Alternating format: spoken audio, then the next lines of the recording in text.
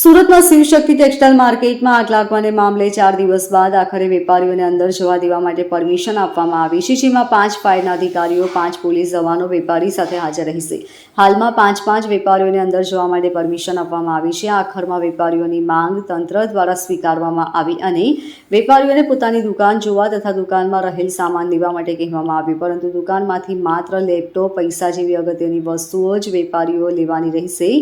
સુરતમાં ring road પર આવેલી શિવશક્તિ ટેક્સટાઇલ માર્કેટમાં બુધવારે સવારે ફરી આગ ફાટી નીકળતા ભીષણ સ્વરૂપ ધારણ કર્યું હતું. જોકે ફાયર જવાનો સતત 48 કલાક સુધી ભારે જહેમત ઉઠાવતા આગ પર સંપૂર્ણ કાબુ મેળવ્યો હતો. બાદમાં ફાયરે માર્કેટનો કબજો પોલીસે સોંપી દીધો હોવાનું જાણવા મળે છે.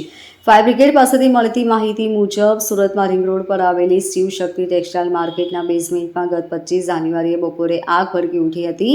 ત્યારબાદ બુધવારે સવારે 8:15 વાગ્યાના આસપાસ ફરી માર્કેટમાં દુકાનમાં આગ ભભૂકી ઉઠતા વિકરાળ સ્વરૂપ ધારણ કરતા ત્યાંના લોકોમાં ગભરાટ ફેલાઈ ગયો હતો.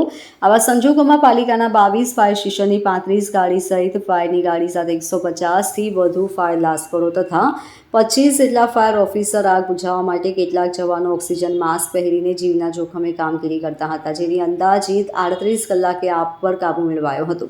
બાદમાં સતત 10 કલાકથી વધુ સમય કુલિંગ કામગીરી લાશ્કરોએ કરી હતી, જેથી 48 કલાકથી વધુ સમયમાં આગ પર સંપૂર્ણ કાબુ મેળવાયો હતો. જોકે માર્કેટમાં 5 માળમાં 843 જેટલી દુકાનો પૈકી 500થી વધુ દુકાનો આગની લપેટમાં આવી હતી.